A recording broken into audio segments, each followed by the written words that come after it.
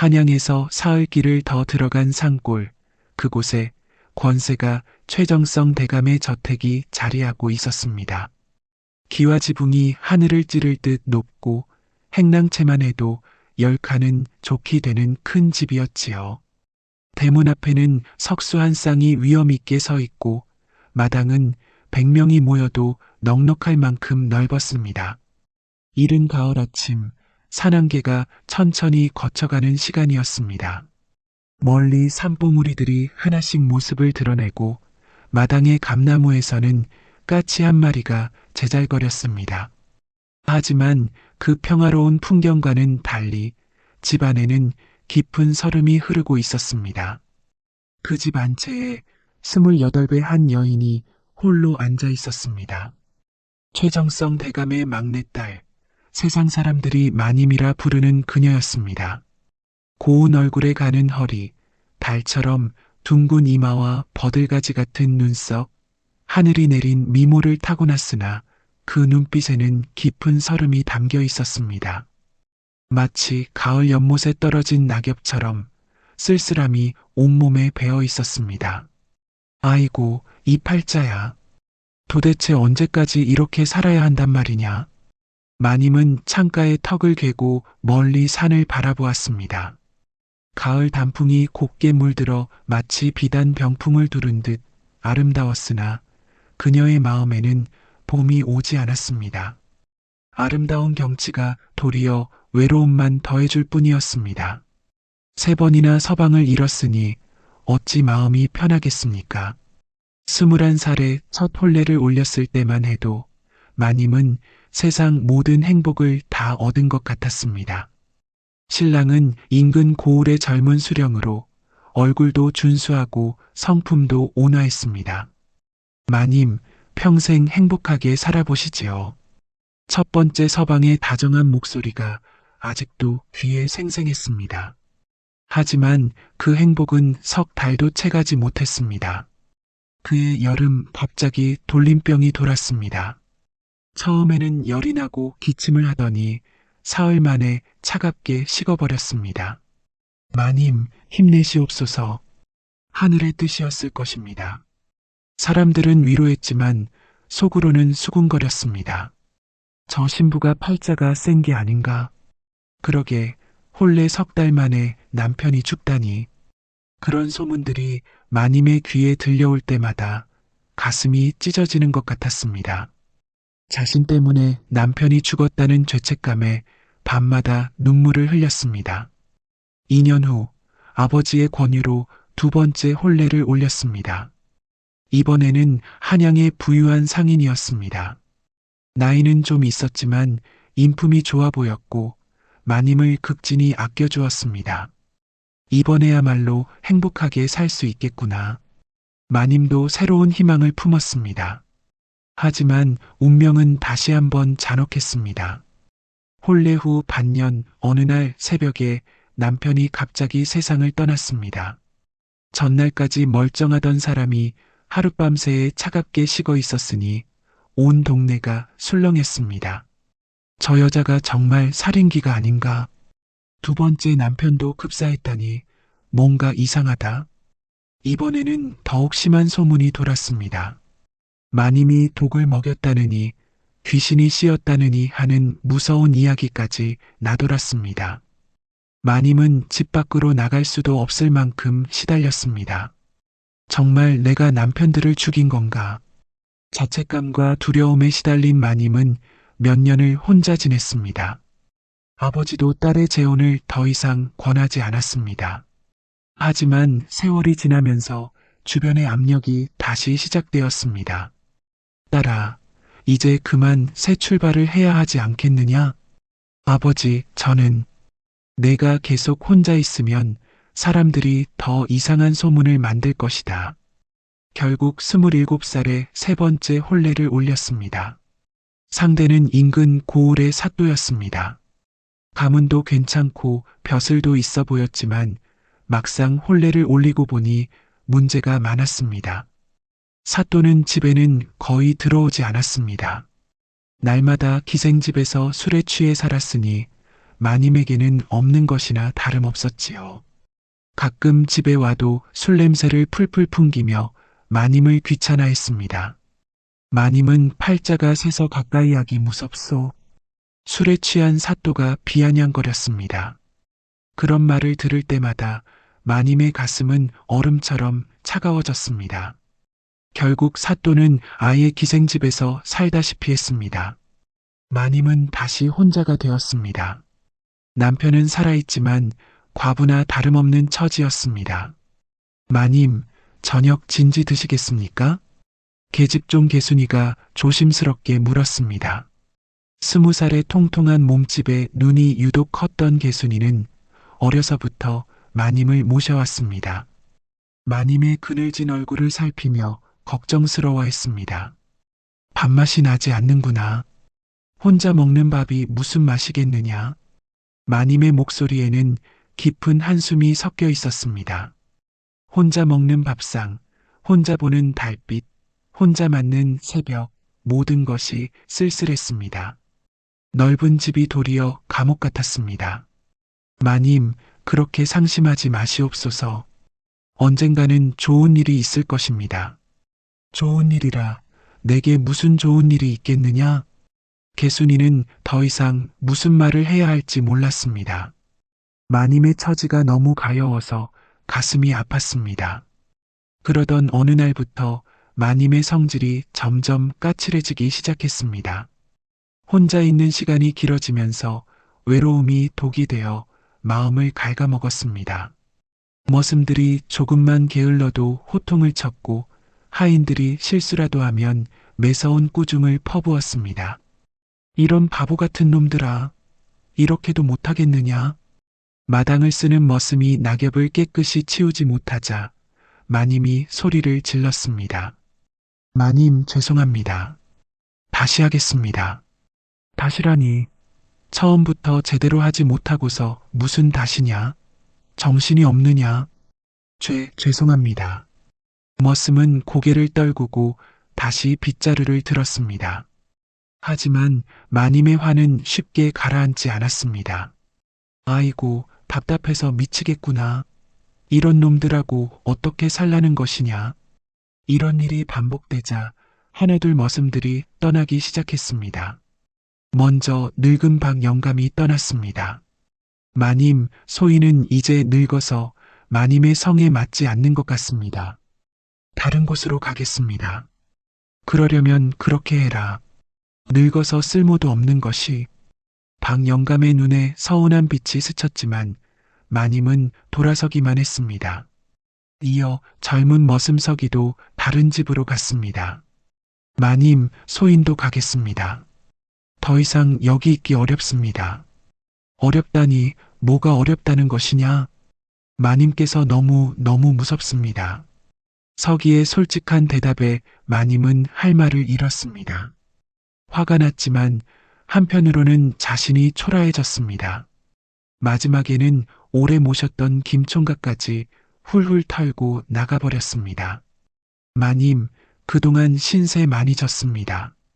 이제 그만하겠습니다. 너마저 떠나려느냐? 소인도 사람입니다. 매일 꾸중만 들으며 살 수는 없습니다. 김총각의 말에 마님은 아무 대답도 할 수 없었습니다. 화가 났지만 틀린 말이 아니었으니까요. 아이고, 마님. 이러시면 안 됩니다. 머슴이 없으면 농사는 어찌 짓겠습니까? 곡식은 누가 거두겠습니까? 개순이가 걱정스럽게 말했지만 마님은 돌아서기만 했습니다. 속마음을 털어놓을 사람도 없고 의지할 사람도 없었습니다. 외로움이 독이 되어 마음을 갉아먹으면서 성격도 점점 비틀어져 갔습니다. 그의 가을이 깊어가고 찬바람이 불기 시작할 무렵이었습니다. 마님은 창문을 열어젖히고 쓸쓸한 마당을 내려다보았습니다. 낙엽이 바람에 흩날리는 모습이 마치 자신의 처지와 같아 보였습니다. 아무도 거두지 않는 낙엽들이 이리저리 굴러다니다가 구석진 곳에 쌓여 있었습니다. 이렇게 늙어 죽는 건가, 아무도 돌보는 사람 없이. 한숨과 함께 중얼거린 그때 대문 밖에서 낯선 목소리가 들려왔습니다. 힘이 있으면서도 정중한 목소리였습니다. 아무도 안 계시옵니까? 일자리를 구하는 사람이 왔습니다. 마님의 가슴이 이유 없이 두근거렸습니다. 오랜만에 듣는 남자의 목소리였기 때문일까요? 아니면 그 목소리에 뭔가 특별한 것이 있었기 때문일까요? 누구냐, 이 시간에? 개순이가 불이 나게 대문으로 달려갔습니다. 해는 이미 서산에 걸렸는데 누가 찾아왔을까요? 무거운 나무 대문을 열어보니 키 훤칠한 사내 하나가 서 있었습니다. 소인은 덕팔이라 하는 자입니다. 머슴자리가 있다고 들었는데 맞습니까? 덕팔은 30살 남짓으로 보였습니다. 키가 훤칠하고 어깨가 넓었으며 팔뚝이 우람했습니다. 얼굴에는 남자다운 기백이 넘쳐났고 눈빛은 깊고 맑았습니다. 다만 낡은 옷차림에 먼지투성이 신발을 보니 먼 길을 걸어온 모양이었습니다. 개순이는 덕팔의 모습에 잠시 넋을 잃었습니다. 지금까지 본 머슴들과는 차원이 다른 남성미가 느껴졌습니다. 마치 산속의 호랑이 같은 기운이 있었습니다. 어디서 왔소? 한양 쪽에서 왔습니다. 여러 고을을 거쳐 이곳까지 왔지요. 그럼 먼 곳에서 왜 이곳까지? 일자리를 구하려고요. 농사일은 웬만큼 할 줄 압니다. 논농사, 밭농사 가릴 것 없이 다 해봤습니다. 덕팔의 목소리는 차분하면서도 힘이 있었습니다. 말할 때마다 자신감이 느껴졌지만 건방지지는 않았습니다. 그런데 혹시 우리 마님 소문을 들었소? 개순이가 조심스럽게 물었습니다. 마님이 까칠하다는 소문이 동네에 퍼져 있었거든요. 그 때문에 머슴들이 하나둘 떠나간 것도 사실이었습니다. 무슨 소문 말입니까? 마님이 좀 성질이 급하시다는. 덕팔은 잠깐 생각하더니 담담하게 대답했습니다. 무슨 소문이든 상관없습니다. 일만 시켜주신다면 열심히 하겠습니다. 정말입니까? 다른 머슴들은 모두 떠나갔는데 사람은 각자 사정이 있는 법이지요. 저는 괜찮습니다. 덕팔의 목소리에는 묘한 힘이 있었습니다. 마치 무엇이든 해낼 수 있다는 자신감이 느껴졌지요. 개순이는 안채로 달려가 마님께 여쭈었습니다. 마님, 머슴 하나가 왔는데 어찌하시겠습니까? 머슴이? 이 시간에? 네, 덕팔이라고 하는 사내인데 다른 머슴들과는 좀 달라 보입니다. 마님은 궁금해서 창문으로 살짝 내려다보았습니다. 어둠 속에서도 덕팔의 당당한 모습이 눈에 들어왔습니다. 키가 크고 어깨가 넓은 것이 한눈에도 남다르게 보였습니다. 다른 머슴들과는 확실히 뭔가 달랐습니다. 들어와 보라고 해라. 네, 마님. 잠시 후 덕팔이 마님 앞에 무릎을 꿇고 앉았습니다. 촛불이 흔들리는 방 안에서 두 사람이 마주 앉았습니다. 마님은 덕팔의 얼굴을 찬찬히 살펴보았습니다. 생각보다 더 인상이 좋았습니다. 날카롭지 않으면서도 의지가 강해 보이는 얼굴이었습니다. 눈빛은 깊고 진실해 보였고 입가에는 온화한 미소가 머물고 있었습니다. 내 이름이 덕팔이라 했느냐? 그렇습니다, 마님. 나이는 31살입니다. 어디서 농사를 지어보았느냐? 충청도, 전라도 여러 고을에서 해보았습니다. 논농사도 밭농사도 할 줄 압니다. 소도 다룰 줄 알고 말도 탈 수 있습니다. 마님의 시선이 덕팔의 손을 훑쳤습니다. 거칠지만 힘이 있어 보이는 손이었습니다. 손가락이 굵고 손바닥에는 굳은 살이 박여 있어 정말 일을 많이 해본 것 같았습니다. 그런데 그 손을 보자 왠지 마음 한편이 이상하게 두근거렸습니다. 그동안 머슴들이 다 떠나갔다. 내가 좀 까칠한 편이니라. 성질도 급하고 일도 깐깐하게 시킨다. 마님이 솔직하게 말했습니다. 더 이상 머슴들이 떠나는 일은 없었으면 했습니다. 괜찮습니다. 일만 하면 됩니다. 정말로 괜찮겠느냐? 나중에 불평하지 말고. 불평하지 않겠습니다. 다만, 마님께서 너무 외로워 보입니다. 갑작스러운 말에 마님은 깜짝 놀랐습니다. 머슴 주제에 감히 주인의 속마음을 읽다니 화를 내야 할 것 같았는데 이상하게 화가 나지 않았습니다. 뭐라고? 죄송합니다. 주제넘은 말을 했습니다. 하지만 마님의 눈빛에서 깊은 슬픔이 느껴집니다. 덕팔의 목소리는 따뜻했습니다. 비판하는 것이 아니라 이해하고 위로하는 듯한 톤이었습니다. 너는 보통 머슴이 아니구나.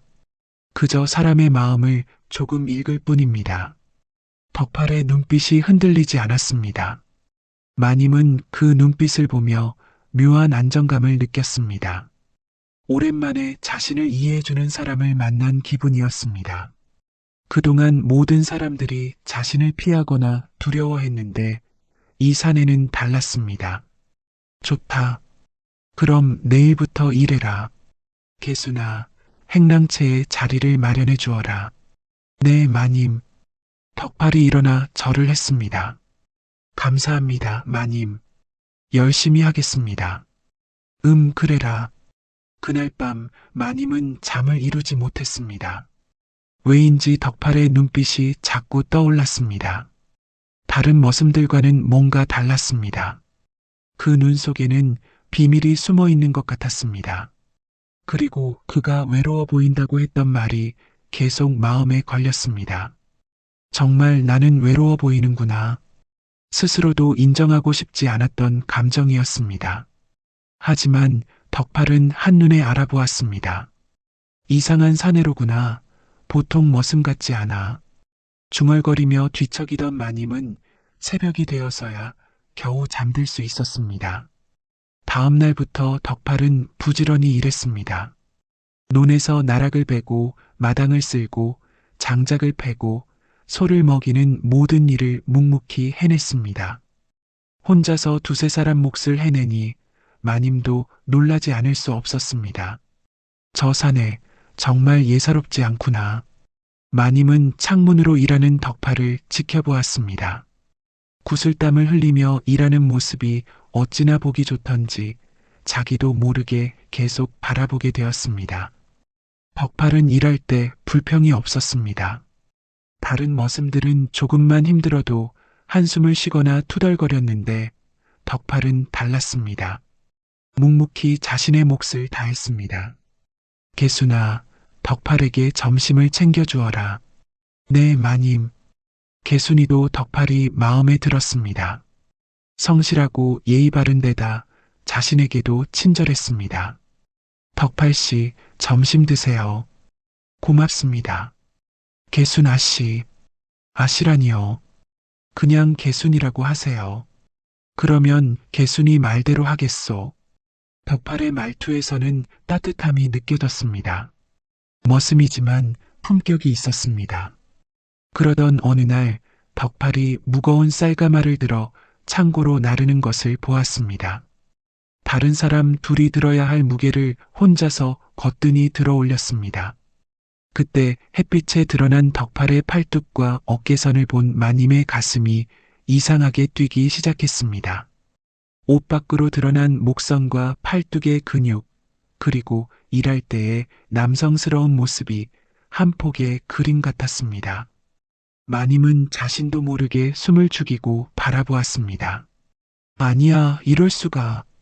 마님은 황급히 창문을 닫았습니다. 하지만 이미 늦었습니다. 마음 깊은 곳에서 뭔가 꿈틀거리기 시작했습니다. 그것이 무엇인지 아직은 알 수 없었지만 분명 위험한 감정이었습니다. 내가 지금 뭘 생각하고 있는 거지? 얼굴이 붉어지는 것을 느끼며 마님은 자신의 마음을 다잡으려 했습니다. 하지만 한번 시작된 감정의 불꽃은 쉽게 꺼지지 않았습니다. 무더운 여름이 왔습니다. 장마가 끝난 후 찜통 더위가 온 마을을 덮쳤습니다. 하늘에는 구름 한 점 없이 뜨거운 해가 내리쬐고 땅에서는 아지랑이가 피어올랐습니다. 마님은 부채질을 해도 더위가 가시지 않아 끙끙 앓았습니다. 아이고, 더워 죽겠구나. 이런 더위가 또 있을까? 한낮에 뜨거운 햇살이 온 집안을 달궜습니다. 마님은 얇은 저고리 하나만 걸치고 있었지만 그조차 끈적끈적한 땀으로 살에 달라붙었습니다. 속옷까지 젖어서 몸에 붙는 것이 괴로웠습니다. 방 안에서도 숨이 막혔습니다. 창문을 모두 열어놓았지만 바람 한 점 없는 날이었습니다. 마님은 부채를 들고 힘없이 바람을 일으켰지만 더운 바람만 날 뿐이었습니다. 그때 창밖에서 물소리가 들렸습니다. 물이 철벅거리는 소리와 함께 시원한 소리가 들렸습니다. 궁금해서 살며시 창문 틈으로 내다보니 덕팔이 우물가에서 몸을 씻고 있었습니다. 어머나! 마님은 숨을 멈췄습니다.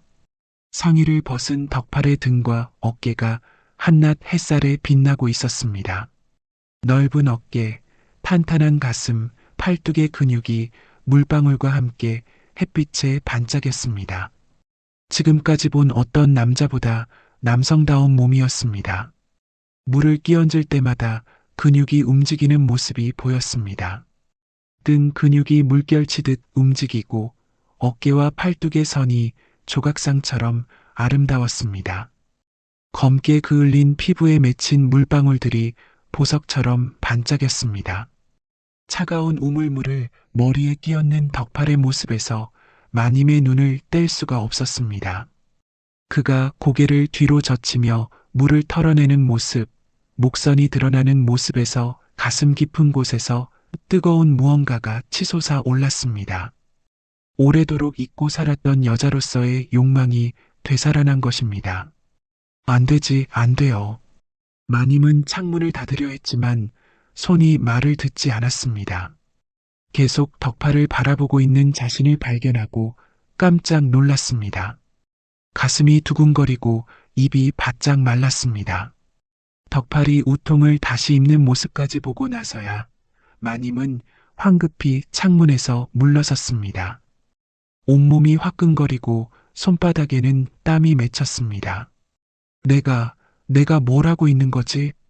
거울을 보니 얼굴이 사과처럼 붉어져 있었습니다.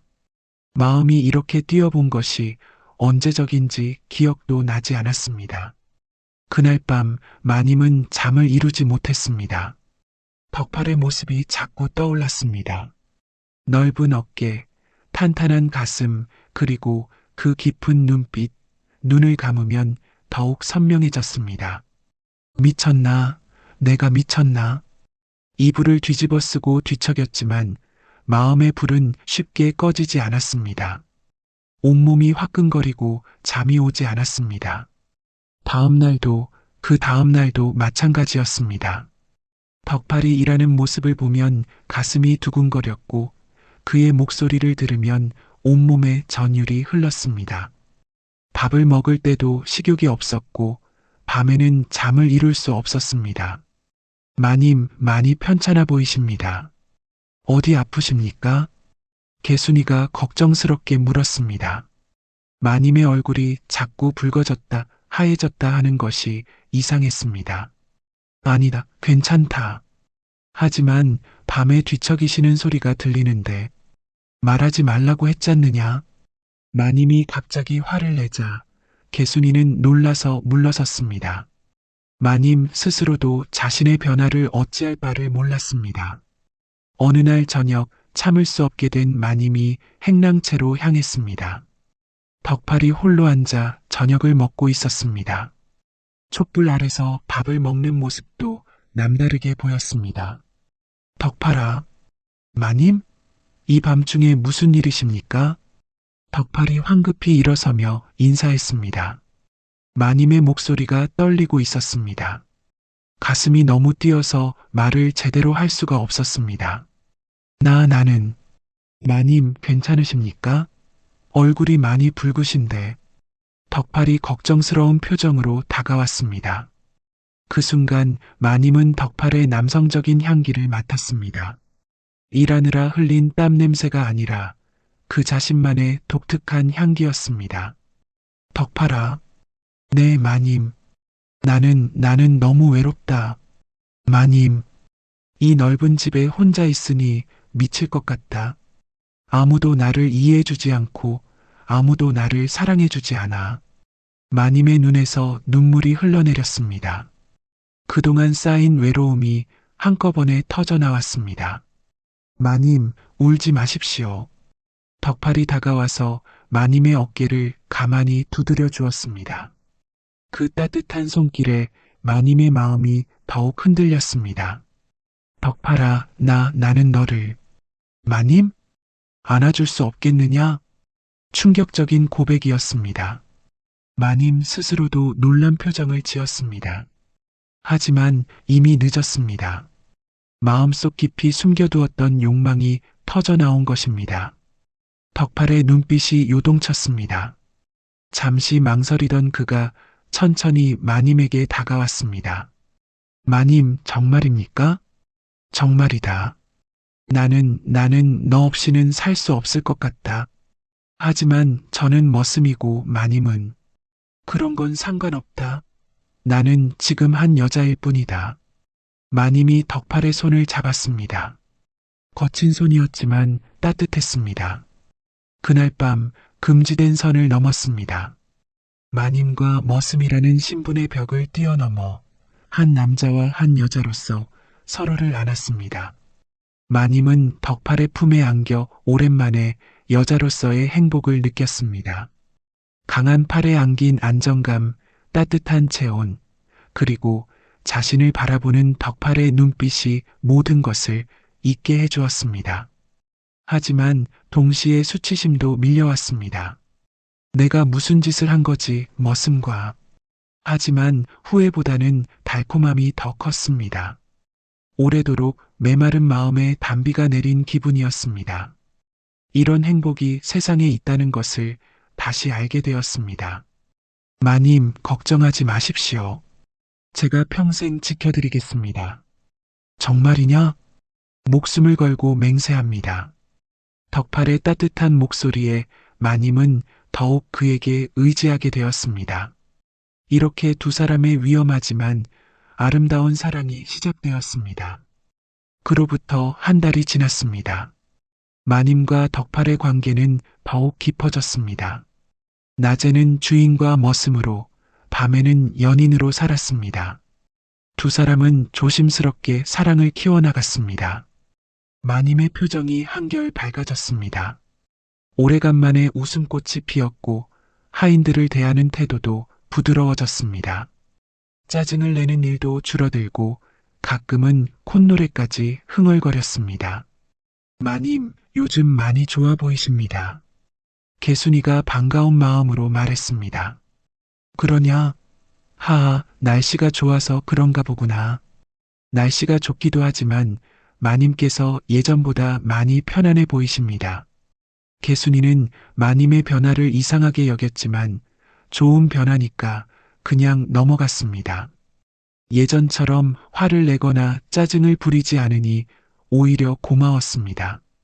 덕팔도 일을 더욱 열심히 했습니다. 마님에 대한 사랑이 일에 대한 열정으로도 이어졌습니다. 논에서는 벼가 황금빛으로 익어가고 있었고 밭에서는 가을 작물들이 풍성하게 자라고 있었습니다. 마님, 올해 농사가 아주 잘 되었습니다. 그러냐? 내 덕분이구나. 마님께서 좋은 땅을 주셨기 때문입니다. 두 사람은 들판을 함께 걸으며 이야기를 나누었습니다. 아무도 보지 않는 곳에서는 손을 잡기도 했습니다. 하지만 마님의 행복은 오래가지 못했습니다. 어느 날 저녁 덕팔이 심각한 표정으로 말을 꺼냈습니다. 마님, 제게 할 말이 있습니다. 무슨 말이냐? 두 사람은 행랑채에서 마주 앉았습니다. 촛불이 흔들리는 가운데 덕팔의 표정이 평소와 달랐습니다. 사실 저는 덕팔이 말을 망설였습니다. 마님은 불안한 마음으로 그를 바라보았습니다. 무슨 말인지 어서 해라. 제가 처음에 이 집에 온 것은 일자리 때문이 아니었습니다. 그게 무슨 뜻이냐? 마님의 가슴이 불안하게 뛰기 시작했습니다. 저는 도적단의 일원입니다. 마님의 얼굴이 하얗게 질렸습니다. 믿을 수 없다는 표정으로 덕파를 바라보았습니다. 도적이라고? 처음에는 이 집의 재물을 노리고 들어왔습니다. 최정성 대감댁이 부자라는 소문을 듣고 그럼 나를 이용한 것이냐? 마님의 목소리에 분노와 절망이 섞여 있었습니다. 덕팔은 황급히 손사래를 쳤습니다. 아닙니다. 처음에는 그랬지만 마님을 알게 된 후로는 마음이 완전히 바뀌었습니다. 거짓말 마라. 정말입니다. 마님의 외로움을 보고 마님의 착한 마음을 알게 된 후로는 도적질 같은 건 생각도 할 수 없었습니다. 마님의 눈에서 눈물이 흘러내렸습니다. 세상이 무너지는 것 같았습니다. 그동안의 달콤한 시간들이 모두 거짓이었다는 생각에 가슴이 찢어질 것 같았습니다. 나를 속였구나. 나를 완전히 속였어. 마님, 들어주십시오. 저는 정말로 마님을 사랑합니다. 덕팔이 무릎을 꿇고 애원했습니다. 하지만 마님은 고개를 돌렸습니다. 사랑? 도적놈이 무슨 사랑을 안다고. 마님, 당장 나가거라. 내 눈앞에서 사라져라. 마님은 몸을 일으켜 문으로 향했습니다. 더 이상 덕팔의 얼굴을 보고 싶지 않았습니다. 마님, 제발 들어주십시오. 하지만 마님은 뒤돌아보지 않고 안채로 향했습니다. 방문을 쾅 닫고 들어간 후 이불에 얼굴을 묻고 울었습니다. 바보, 내가 정말 바보였어.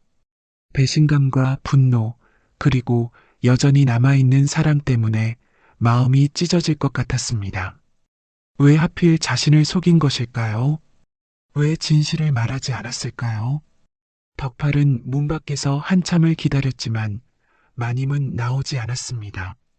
결국 그는 무거운 발걸음으로 행랑채로 돌아갔습니다. 마님, 정말 죄송합니다.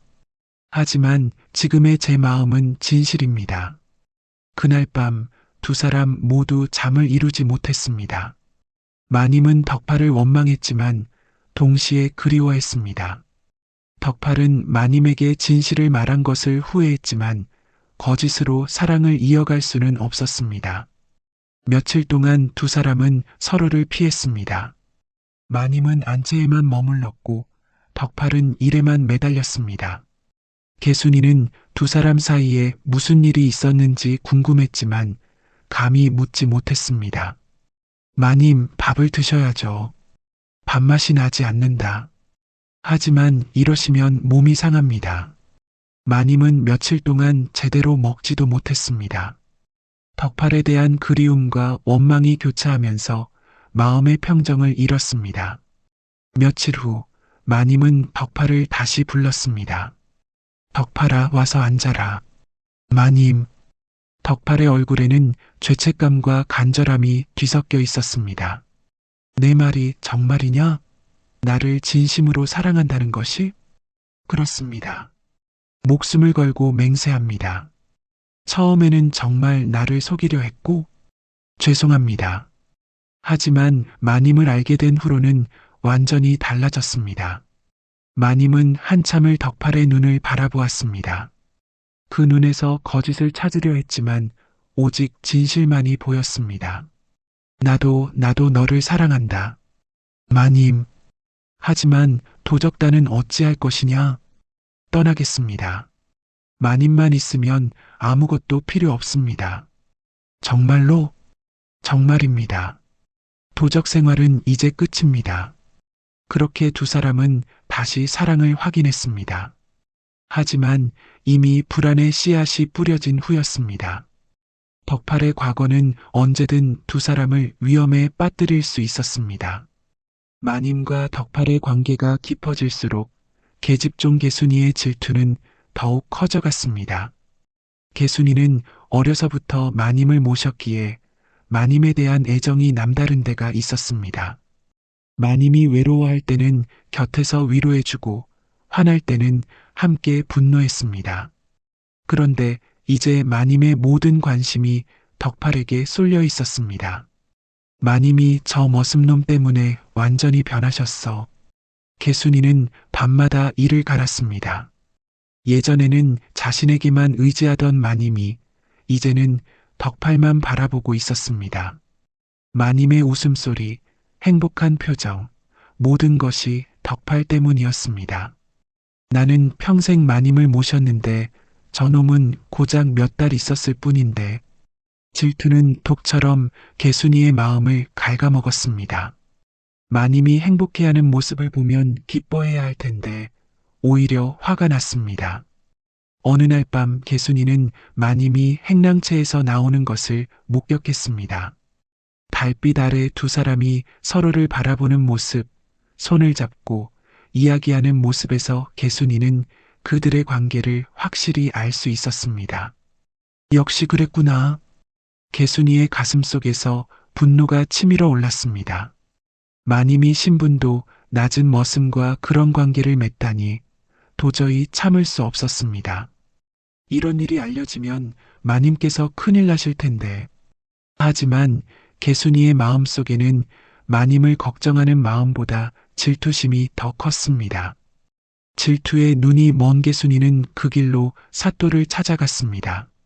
마님의 세 번째 남편인 사또는 기생집에서 술에 취해 있었습니다. 요즘 들어서는 아예 집에 들어오지도 않았습니다. 사또님, 큰일 났습니다. 뭐야, 개순아? 이 밤중에 웬일이냐? 사또는 술에 취해 비틀거리고 있었습니다. 기생 하나가 옆에서 부축하고 있었습니다. 마님이 머슴과 불륜을 저지르고 있습니다. 술에 취해 있던 사또의 눈이 번쩍 뜨였습니다. 뭐라고? 덕팔이라는 머슴과 매일 밤 만나고 있습니다. 제가 직접 봤습니다. 사또는 술잔을 바닥에 내던지며 벌떡 일어섰습니다. 기생들이 놀라서 뒤로 물러섰습니다. 그 계집애가 감히. 비록 기생집을 드나들며 마님을 소홀히 했지만 자신의 여자가 다른 남자와 바람을 피운다는 것은 참을 수 없었습니다. 게다가 상대가 머슴이라니 그의 자존심이 밑바닥까지 떨어졌습니다. 사또님, 어서 가셔서 확인해 보십시오. 개순이가 부추겼습니다. 사또는 분노에 차서 일어섰습니다. 당장 집으로 돌아간다. 사또는 부하 몇 명을 이끌고 저택으로 향했습니다. 하지만 운명은 그에게 다른 시나리오를 준비해 두고 있었습니다. 바로 그날 밤 덕팔이 속해 있던 도적단이 저택을 습격했습니다. 덕팔이 오랫동안 연락을 끊자 두목은 그를 배신자로 여기고 직접 나선 것이었습니다. 덕팔이 그 계집애에게 빠져서 우리를 배신했다. 모조리 불태워버리고 재물을 모두 가져와라. 도적 두목은 분노에 차서 명령을 내렸습니다. 덕팔을 믿고 기다렸는데 계속 소식이 없자 배신당했다고 생각한 것이었습니다. 칠흑같이 어두운 밤 검은 옷을 입은 도적들이 담을 넘어들어왔습니다. 평소 같으면 문지기가 있었을 텐데 마침 사또가 데리고 나간 터라 저택은 무방비 상태였습니다. 먼저 마구간에 불을 질렀습니다. 마른 집과 나무로 만든 마구간은 순식간에 불길에 휩싸였습니다. 불이야, 불이야. 하인들이 비명을 지르며 뛰쳐나왔습니다. 이어 행랑채에도 불길이 번졌습니다. 도적들은 체계적으로 건물들을 태워나갔습니다. 마님은 안채에서 잠들어 있다가 소리에 깼습니다. 무슨 일이냐? 창문을 열어보니 온 마당이 불바다였습니다. 검은 옷을 입은 사람들이 칼을 들고 날뛰고 있었습니다. 하인들이 비명을 지르며 도망치고 있었습니다. 도적이다. 마님은 혼비백산했습니다. 이런 일이 일어날 줄은 꿈에도 몰랐습니다. 평화롭던 저택이 순식간에 아수라장이 되었습니다. 마님, 덕팔이 안채로 뛰어왔습니다. 그의 얼굴에는 절망이 가득했습니다. 자신이 누구인지 알고 있는 도적들이 나타났으니 모든 것이 끝났다고 생각했습니다. 마님, 저희들입니다. 제가 속했던 도적단이 왔습니다. 그럼 너 때문에? 죄송합니다. 제가 맡겠습니다. 덕팔이 칼을 빼들고 나가려는 순간 도적 두목이 안채 문을 박차고 들어왔습니다. 키가 크고 흉터투성이인 무시무시한 사내였습니다. 덕팔, 내가 여기 있었구나. 두목님, 배신자 놈, 계집 하나 때문에 의리를 저버렸구나. 두목의 칼이 덕팔을 향해 날아왔습니다. 덕팔은 간신히 피하며 맞섰습니다. 저는 이제 도적이 아닙니다. 웃기지 마. 한 번 도적은 영원히 도적이다. 두 사람의 칼이 부딪혔습니다. 불빛에 비친 두 그림자가 치열하게 싸웠습니다. 바로 그때 기생집에서 돌아온 사또가 부하들과 함께 나타났습니다. 도적놈들이 감히. 하지만 술에 취한 사또와 몇 명의 부하로는 역부족이었습니다. 도적들의 칼에 사또는 허망하게 쓰러졌습니다. 사또님, 개순이가 비명을 질렀습니다. 자신이 불러온 일인데도 사또가 죽는 것을 보니 무서워졌습니다. 혼란 속에서 마님은 도적들에게 붙잡혔습니다. 인연을 데려간다. 몸값을 받을 수 있을 것이다. 놓아라. 놓으라고. 마님이 발버둥 쳤지만 소용없었습니다. 덕팔은 두목과 싸우느라 마님을 구할 수 없었습니다. 마님, 덕팔의 절규가 밤하늘에 울려 퍼졌지만 도적들은 마님을 말에 태우고 사라져버렸습니다. 저택은 잿더미가 되었고 사또는 죽었으며 마님은 사라졌습니다. 덕팔만이 홀로 남아 절망에 빠졌습니다. 모든 것이 내 때문이다. 도적들이 습격한 지 사흘이 지났습니다. 한때 웅장했던 최정성 대감의 저택은 이제 검은 재만 남은 폐허가 되었습니다. 바람이 불 때마다 타고 남은 기둥들이 삐걱거리며 울었고 잿더미 사이에서는 아직도 연기가 피어올랐습니다. 덕팔은 잿더미가 된 집터에 홀로 앉아 있었습니다. 온몸이 상처투성이었지만 마음의 아픔이 더 컸습니다. 안채가 있던 자리를 바라보며 마님을 그리워했습니다. 내 때문이다. 모든 것이 내 때문이다. 자책감이 그를 짓눌렀습니다. 자신이 도적단을 배신하지 않았다면 마님이 이런 일을 당하지 않았을 것입니다. 사또도 죽지 않았을 것이고 저택도 불타지 않았을 것입니다. 마님은 어디에? 도적단이 마님을 어디로 데려갔는지 알 수 없었습니다. 산속 깊은 곳에 소굴일 수도 있고 아니면 더 먼 곳일 수도 있었습니다. 시간이 지날수록 마님을 찾기는 더 어려워질 것입니다. 개순이가 덕팔에게 다가왔습니다. 그녀의 얼굴에는 후회와 절망이 가득했습니다. 자신의 질투심이 불러온 비극을 깨닫고 있었습니다. 덕팔 씨, 저 때문입니다. 무슨 소리요? 제가 사또님에게 고발했습니다. 마님과 당신의 일을. 덕팔의 눈이 번뜩였습니다. 그제서야 모든 상황이 이해되었습니다. 뭐라고? 질투 때문이었습니다. 마님이 당신만 바라보는 게 너무 미워서. 그래서 사또가 그 시간에 집으로 온 거였군. 만약 개순이가 고발하지 않았다면 사또는 기생집에 있었을 것이고 도적들의 습격에 대비할 수 있었을지도 모릅니다. 적어도 마님은 더 안전했을 것입니다. 용서해 주세요, 제발. 개순이가 울며 빌었지만 덕팔은 돌아서기만 했습니다. 지금은 그런 것에 신경 쓸 겨를이 없었습니다. 마님을 구하는 것이 더 중요했습니다. 마님을 찾아야 한다. 덕팔은 결심했습니다. 비록 자신 때문에 이런 일이 벌어졌지만 마님을 구하는 것도 자신의 몫이었습니다. 도적단의 소굴을 찾아야 해. 덕팔은 도적단과 함께 지냈던 기억을 되살렸습니다. 그들이 주로 숨어 지내던 곳들, 임시 거점들, 비밀 통로들 하나씩 찾아봐야 했습니다. 한편 마님은 깊은 산속 동굴에 갇혀 있었습니다. 손목과 발목에 밧줄이 묶여 있어 움직일 수도 없었습니다. 동굴은 습하고 차가웠으며 바깥에서는 바람 소리만 들려왔습니다. 인연을 어떻게 처리할까? 몸값을 받으면 되지. 최정성 대감이 딸을 위해서라면 큰 돈을 낼 것이다. 도적들이 마님을 두고 대화를 나눴습니다. 마님은 절망에 빠져 있었습니다. 아버지는 멀리 한양에 있었고 이곳이 어디인지도 알 수 없었습니다. 덕팔 어디에 있느냐? 그래도 마음 한구석에는 덕팔에 대한 믿음이 남아 있었습니다. 분명 자신을 찾아올 것이라고 생각했습니다. 도적이었다고 해서 그의 사랑까지 거짓은 아니었으니까요. 사흘째 되는 날 밤 동굴 입구에서 소음이 들렸습니다. 누구냐? 덕팔이다. 마님의 가슴이 뛰었습니다. 정말로 덕팔이 찾아왔습니다. 마님, 마님은 어디 계십니까? 여기다, 여기에 있다. 덕팔의 목소리가 점점 가까워졌습니다. 하지만 도적들도 깨어났습니다. 덕팔이 혼자 왔군. 죽여버려라.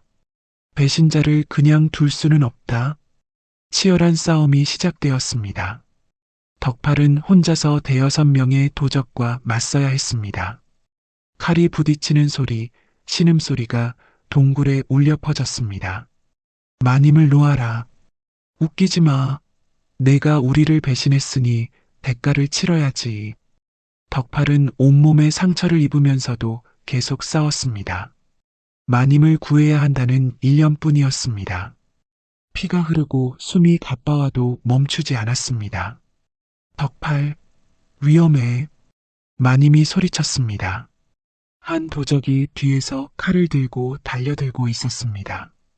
덕팔이 돌아서며 막았지만 어깨에 깊은 상처를 입었습니다. 으악! 하지만 덕팔은 꺾이지 않았습니다. 마님에 대한 사랑이 그에게 힘을 주었습니다. 마침내 도적들을 제압한 덕팔이 마님에게 달려왔습니다. 마님, 다치신 곳은 없으십니까? 덕팔아, 정말 너냐? 마님의 눈에서 눈물이 흘러내렸습니다. 절망 속에서 만난 덕팔이 너무도 고마웠습니다. 밧줄을 풀어드리겠습니다. 덕팔이 칼로 밧줄을 끊었습니다. 마님은 덕팔의 품에 안겨 울었습니다. 무서웠다. 정말 무서웠다. 너를 다시 볼 수 있을지. 이제 괜찮습니다. 제가 지켜드리겠습니다. 하지만 아직 끝난 것이 아니었습니다. 도적단의 다른 무리들이 금세 쫓아올 것이었습니다. 일단 이곳을 떠나야 합니다. 두 사람은 동굴을 빠져나와 깊은 산속으로 도망쳤습니다. 달빛을 받으며 걸어가는 길, 마님은 덕팔의 손을 꽉 붙들고 있었습니다. 나는 죽는 줄 알았다. 제가 늦었습니다. 죄송합니다. 아니다. 내가 찾아와줘서 고맙다. 두 사람은 산 중턱의 작은 동굴을 찾아 임시로 몸을 숨겼습니다. 덕팔은 상처가 심했지만 마님을 걱정하느라 자신의 아픔은 참았습니다. 덕팔아, 너 많이 다쳤구나. 마님이 덕팔의 상처를 보고 걱정했습니다. 팔과 어깨, 다리까지 여러 곳에 칼 자국이 있었습니다. 괜찮습니다. 마님만 무사하시면 됩니다. 바보야, 괜찮을 리가 있냐. 마님은 치마를 찢어 덕팔의 상처를 감싸주었습니다. 그 따뜻한 손길에 덕팔은 다시 한번 마님에 대한 사랑을 확인했습니다. 마님, 저는 정말로 알고 있다. 나도 너를 사랑한다. 두 사람은 깊은 산속 동굴에서 서로를 위로하며 하룻밤을 보냈습니다. 위험한 상황이었지만 함께 있다는 것만으로도 행복했습니다. 다음날 새벽 동굴 밖에서 발소리가 들렸습니다. 도적들이 쫓아온 것이었습니다. 덕팔과 마님을 놓칠 수 없었던 도적 두목이 직접 추적대를 이끌고 왔습니다. 덕팔과 그 계집이 이 근처에 있을 것이다. 샅샅이 찾아내라. 네, 두목님. 도적들이 산속 곳곳을 뒤지기 시작했습니다. 덕팔이 마님을 깨웠습니다. 마님, 일어나세요. 도적들이 왔습니다. 어떻게 하지? 일단 피해야 합니다. 두 사람은 동굴 뒤쪽으로 빠져나갔습니다. 하지만 도적들의 포위망은 점점 좁혀지고 있었습니다. 산속 지형을 잘 아는 도적들이 여러 방향에서 몰려왔습니다. 저쪽으로 도망갔다. 쫓아라. 마님, 제 등에 업히세요. 그럼 너는? 괜찮습니다. 어서요. 덕팔은 마님을 등에 업고 험한 산길을 뛰기 시작했습니다. 상처투성이인 몸으로는 힘들었지만 마님을 지켜야 한다는 일념으로 버텼습니다. 그들이다. 저기 있다. 뒤에서 도적들의 외침이 들렸습니다. 점점 가까워지는 발소리에 두 사람은 더욱 급하게 뛰었습니다. 덕팔아, 내려놓고 너 혼자 도망가라. 안 됩니다. 함께 가야 합니다. 너 혼자면 훨씬 빠를 텐데. 마님 없는 세상에 혼자 살아서 뭐 하겠습니까? 덕팔의 절절한 대답에 마님은 더 이상 말하지 못했습니다. 마침내 섬진강이 보였습니다. 넓은 강물이 햇살에 반짝이며 흘러가고 있었습니다. 강가에는 나룻배 하나가 매여 있었습니다. 저 배를 타면 피할 수 있을 것입니다. 두 사람은 나룻배에 올라탔습니다. 덕팔이 노를 저어 강 한가운데로 나갔습니다. 강물이 배를 실어 나르기 시작했습니다. 하지만 도적들도 포기하지 않았습니다. 강가에 도착한 그들은 활을 꺼내 화살을 쏘기 시작했습니다. 휘잉! 화살이 배 주위로 날아왔습니다. 물에 떨어지는 화살들이 물보라를 일으켰습니다. 덕팔아, 위험하다. 마님이 비명을 질렀습니다. 화살 하나가 덕팔의 어깨를 스쳤습니다. 걱정하지 마세요. 곧 건너편에 도착합니다. 덕팔은 필사적으로 노를 저었습니다. 화살이 계속 날아왔지만 다행히 치명상은 피할 수 있었습니다. 그런데 건너편 강가에서 또 다른 무리가 나타났습니다. 도적단의 다른 조직원들이 먼저 돌아가서 기다리고 있었던 것입니다. 이제 어디로 도망가려느냐? 강 한가운데서 꼼짝 못하겠지. 양쪽에서 포위당한 상황이었습니다. 덕팔과 마님은 강 한가운데 배 위에서 절망했습니다. 이제 끝인가? 덕팔이 칼을 뽑아들었습니다. 마지막까지 싸우겠다는 의지였습니다. 바로 그때 강 상류에서 큰 배 한 척이 나타났습니다. 그 배에는 광군의 깃발이 펄럭이고 있었습니다. 붉은 바탕에 관자가 새겨진 깃발이 바람에 날렸습니다. 광군이다. 사실 마님은 며칠 전 비둘기 편지로 한양에 있는 아버지에게 도적들의 습격을 알렸습니다. 최정성 대감은 즉시 광군을 보내 딸을 구하려 했던 것입니다. 도적놈들이다. 모두 체포하라. 광군들이 화살을 쏘며 도적들을 공격했습니다. 갑작스러운 광군의 출현에 도적들은 당황했습니다. 광군이 왔다. 도망쳐라. 하지만 이미 늦었습니다. 광군의 포위망에 걸린 도적들은 하나씩 붙잡혔습니다. 강가 양쪽에서 동시에 공격받은 도적들은 속수무책이었습니다. 마님, 괜찮으십니까? 광군 대장이 배에 다가와 외쳤습니다. 네, 괜찮습니다. 마님이 대답했습니다. 드디어 위험에서 벗어날 수 있었습니다. 덕팔은 복잡한 마음이었습니다. 마님은 구했지만 자신은 도적이었으니 광군에게 잡힐 수밖에 없었습니다. 마님, 이제 안전합니다. 덕팔아, 너는? 저는 도적이었으니 벌을 받아야 합니다. 안 돼. 너는 나를 구해준 은인이다. 마님이 덕팔의 손을 붙들고 애원했습니다. 마님을 사랑할 수 있어서 행복했습니다. 덕팔아, 관군에 의해 도적들이 모두 체포된 후 마님과 덕팔은 관하로 끌려갔습니다. 최정성 대감도 한양에서 급히 내려와 딸을 만났습니다. 오랜만에 만난 부녀는 서로 껴안고 눈물을 흘렸습니다. 아버지, 딸아, 다치지는 않았느냐? 네, 덕분에 무사합니다. 최정성 대감은 딸을 품에 안고 안도의 한숨을 쉬었습니다. 딸을 잃을 뻔했다는 생각에 가슴이 철렁했습니다. 하지만 곧 덕팔을 바라보며 엄한 표정을 지었습니다. 내가 도적이라며? 그렇습니다. 덕팔이 고개를 숙였습니다.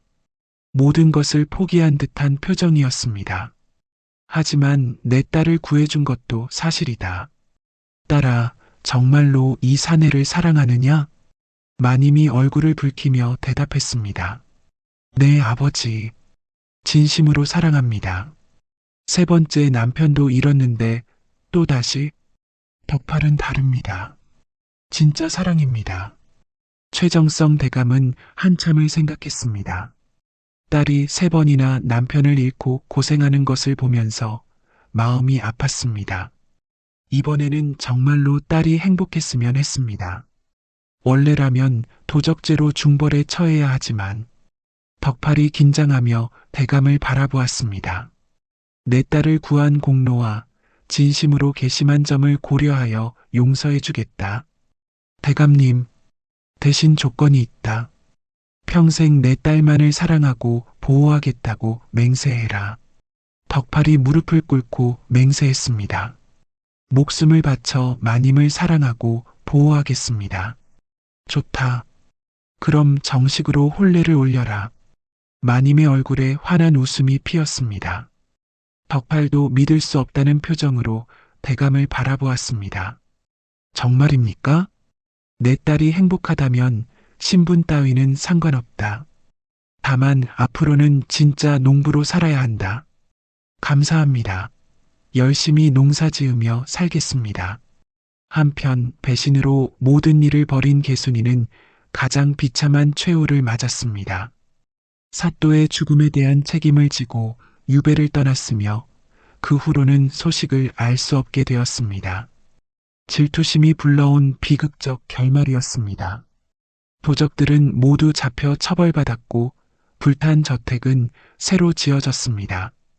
이번에는 더욱 튼튼하고 아름답게 지어 마님과 덕팔의 새로운 보금자리가 되었습니다. 혼례를 올린 후 두 사람은 행복한 나날을 보냈습니다. 덕팔은 더 이상 머슴이 아니라 마님의 남편이 되었고 농사일도 주인의 마음으로 더욱 열심히 했습니다. 여보, 오늘 날씨가 참 좋구려. 그러게 말이오. 마님이라고 하지 마시오. 이제 우리는 부부가 아닌가. 그렇소. 아직 익숙하지 않아서. 두 사람은 마당에 앉아 따뜻한 햇살을 받으며 이야기를 나누었습니다. 오랜 시련을 겪은 후에 찾은 평화였기에 더욱 소중했습니다. 덕팔 씨, 예전 일은 후회하지 않으시오? 무슨 일 말입니까? 도적 생활 말이오. 자유롭게 산천을 돌아다니던 그때 덕팔이 마님의 손을 잡으며 말했습니다. 그때는 몸만 자유로웠지 마음은 불안했소. 지금은 몸은 한 곳에 머물지만 마음은 진정 자유롭소. 정말이오? 정말입니다. 마님, 아니, 여보와 함께라면 어디든 천국이오. 마님의 얼굴에 수줍은 미소가 번졌습니다. 오래도록 기다려온 진정한 행복이었습니다. 그해 가을, 마님은 처자일을 가졌습니다. 덕팔은 기뻐서 어쩔 줄 몰라 했습니다. 정말입니까? 정말로? 그래요. 우리 아이가 생겼어요. 아이고, 이 기쁜 일을 하늘이 우리에게 복을 내려주신 거요. 두 사람은 서로 껴안고 행복의 눈물을 흘렸습니다. 시련을 겪은 만큼 더욱 소중한 선물이었습니다. 최정성 대감도 손자가 생긴다는 소식에 크게 기뻐했습니다. 딸이 이렇게 행복해하는 모습을 보니 내 마음도 편하구나. 아버지, 감사합니다. 덕팔을 받아주셔서 사람은 과거보다 현재가 중요하다. 덕팔은 이제 훌륭한 사위가 되었으니 더 이상 걱정할 것 없다. 이듬해 봄 아들이 태어났습니다. 덕팔을 닮아 건강하고 씩씩한 아이였습니다. 마님은 아이를 안고 행복해했습니다. 우리 아들이 이렇게 예쁠 수가. 마님, 아니, 여보 닮아서 그렇소. 무슨 소리예요? 아버지 닮아서 그런 거죠. 두 사람은 아이를 보며 행복한 웃음을 지었습니다. 세상에서 가장 소중한 보물을 얻은 기분이었습니다. 시간이 흘러 아이는 건강하게 자랐습니다. 덕팔은 좋은 아버지가 되었고 마님은 현명한 어머니가 되었습니다. 집안은 웃음소리가 끊이지 않았습니다. 어느 날 저녁 가족이 함께 앉아 저녁을 먹고 있을 때였습니다. 아버지, 옛날에 정말 도적이었어요? 아들이 호기심 가득한 눈으로 물었습니다. 이제 7살이 된 아이는 이것저것 궁금한 것이 많았습니다. 그랬단다. 무서웠어요? 무섭기보다는 외로웠단다. 진짜 가족이 없어서. 지금은 우리가 있잖아요. 그렇지. 지금은 세상에서 가장 행복하단다. 마님은 이런 모습을 보며 마음이 뭉클해졌습니다. 과거의 아픔이 모두 씻겨지는 것 같았습니다. 몇 년이 더 지나 마님과 덕팔은 두 번째 아이도 낳았습니다. 이번에는 딸이었습니다. 마님을 닮아 예쁘고 영리한 아이였습니다. 이제 우리 가족이 완성됐구나. 정말 그렇소? 더 바랄 게 없소. 두 사람은 아이들을 바라보며 만족스러워했습니다. 한때는 불행의 끝을 달렸던 마님이 이제는 세상에서 가장 행복한 여자가 되었습니다. 동네 사람들도 처음에는 이상하게 여겼지만 시간이 지나면서 두 사람의 진심을 알게 되었습니다. 덕팔이 성실하게 일하고 마님을 잘 모시는 모습을 보며 모두들 인정하게 되었습니다. 저 집은 정말 금슬이 좋아. 그러게 서로를 그렇게 아끼는 부부도 드물지. 역시 진짜 사랑이었나 보네. 마을 사람들의 시선도 따뜻해졌습니다. 처음에는 신분 차이 때문에 수군거렸지만 이제는 모범 부부로 여겼습니다.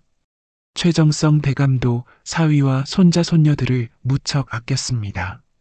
한양에서 내려올 때마다 선물을 가져다 주었고 덕팔을 진짜 아들처럼 대했습니다. 덕팔아, 내가 이렇게 좋은 사위가 될 줄은 몰랐다. 대감님께서 기회를 주셔서 감사합니다. 기회는 내가 만든 거다. 진심으로 딸을 사랑했으니까. 그렇게 세월이 흘러 마님과 덕팔은 백발이 되도록 함께 살았습니다. 아이들도 자라서 각자 좋은 배우자를 만나 행복하게 살았습니다. 어느 날 이미 할머니가 된 마님이 덕팔과 함께 마당에 앉아 있었습니다. 석양이 아름답게 물들어가는 저녁이었습니다. 여보, 우리가 처음 만났을 때를 기억하시오? 물론이요. 그때 마님께서 얼마나 외로워 보이셨는지. 지금 생각해보니 모든 것이 하늘의 뜻이었나 봐요. 그렇소. 힘든 일들이 있었지만 결국 우리를 더 가깝게 만들어 주었소. 두 사람은 손을 잡고 석양을 바라보았습니다. 주름진 손이었지만 여전히 따뜻했습니다. 3번의 결혼 끝에 찾은 진짜 사랑이었구나. 저도 도적 생활 끝에 찾은 진짜 행복이었소. 그들의 사랑 이야기는 마을에서 전설이 되었습니다. 진정한 사랑은 신분을 뛰어넘고 과거를 용서하며 새로운 미래를 만든다는 것을 보여준 이야기로 기억되었습니다.